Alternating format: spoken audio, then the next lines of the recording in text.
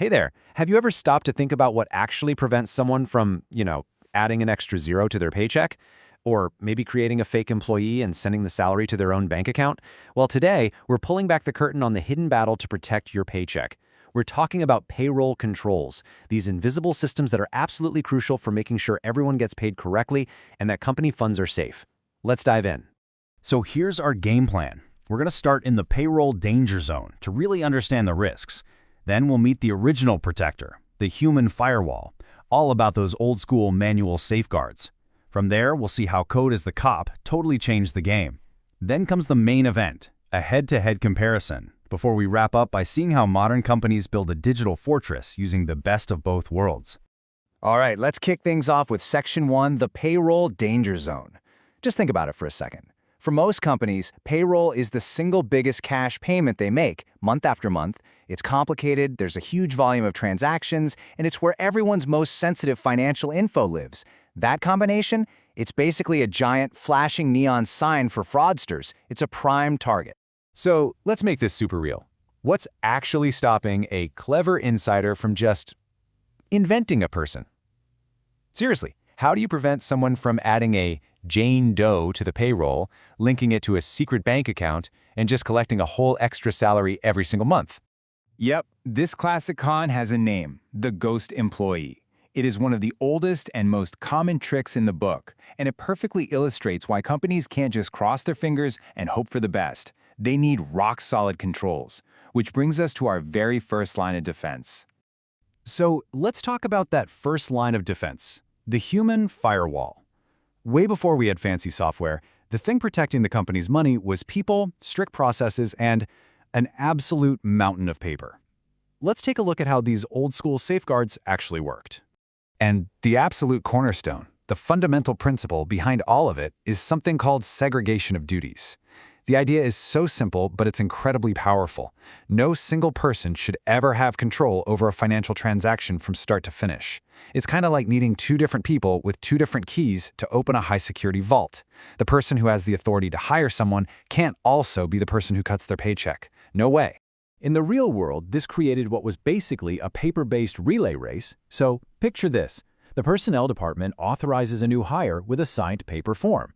That form goes to the production department, who tracks that person's hours on a physical time card. Then a payroll clerk gets both of those and manually matches them up. And finally, a totally separate and independent paymaster hands out the actual physical checks. You see, every single step is a handoff to a different person, creating that human firewall. And oh, it went even deeper. You had managers who had to physically sign every single time card. That independent paymaster was so important because it stopped a shady supervisor from just grabbing the check for their ghost.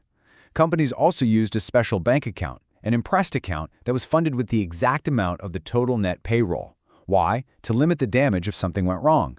And of course, the blank checks themselves were literally kept under lock and key. The whole system was about building procedural hurdles that were just too high for a fraudster to jump over easily. Now, as you can probably guess, that whole manual system was, well, it was slow. And it was super vulnerable to simple human error. And that brings us to the digital age. Section 3, code as the cop. This is the big shift, right? We're moving away from relying on people to police the process and instead programming the software itself to be the enforcer. So, what exactly are automated controls? Think of them as digital bouncers at the door of your data. They're rules that are written right into the payroll software's code, and their whole job is to catch errors and potential fraud the instant data is entered. The system itself becomes that first crucial line of defense. And let me give you two really powerful examples. First up, you've got a limit check.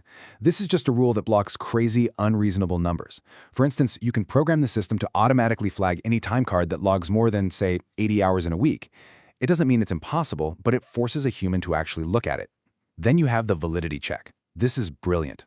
It makes sure the data you're entering actually matches something that exists. So if you try to process a time card for employee ID 999, the system instantly checks the main employee file. If that ID isn't there, entry rejected. And just like that, poof, the ghost employee vanishes before they even exist. And the digital toolkit here is just massive. You've got field checks, which stop you from typing 4 in a box that's meant for the number 4. You have reasonableness tests that can spot weird spikes in pay by comparing them to past averages. There's even a really clever trick called a hash total, where the system adds up a bunch of non-financial numbers, like all the employee IDs. If that total changes unexpectedly during processing, you know a record was added or deleted. And my favorite, closed-loop verification. You type in an employee ID and their name instantly pops up on the screen. It's such a simple way to make sure you're about to pay the right person. It's a whole digital safety net. So we've met the human firewall and code as the cop. Okay, now for the main event. Let's put them in the ring, head-to-head, and see how they really compare. This table really breaks down the two completely different philosophies, right? Manual controls, like segregation of duties, are all about managing people and procedures.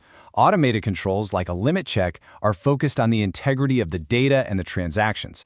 So manual controls are fantastic for stopping fraud that needs 2 or more people to work together. But they're super vulnerable to just one person making a mistake or getting lazy.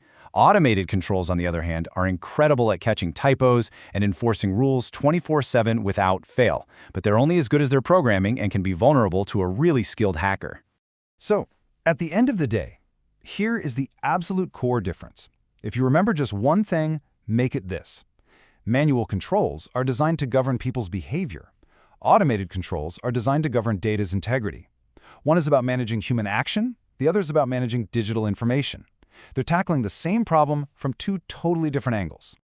And that idea leads us perfectly into our final section, building a modern fortress.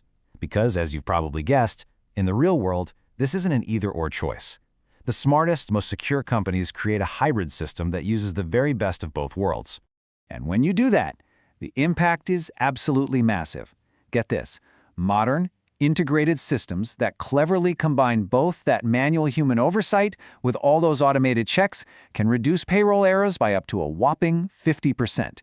That's half the mistakes, just gone. That is huge. And this quote really just nails it. Success in this domain now requires a balanced focus on technology, people, and process. Technology is an unbelievably powerful tool, but it's not a magic wand. For it to really work, it has to be supported by smart people and well-designed processes.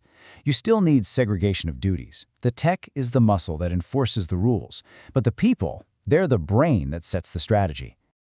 So I'll leave you with this final thought to chew on. As AI and other technologies get better and better at automating all of these routine checks, the limit checks, the validity checks, the whole shebang, what's left for us? What becomes the most critical human role in protecting a company's assets? It seems pretty clear that our job is shifting away from doing the checks and towards designing, questioning, and overseeing the very systems that do the work for us. Something to think about. Thanks for joining me.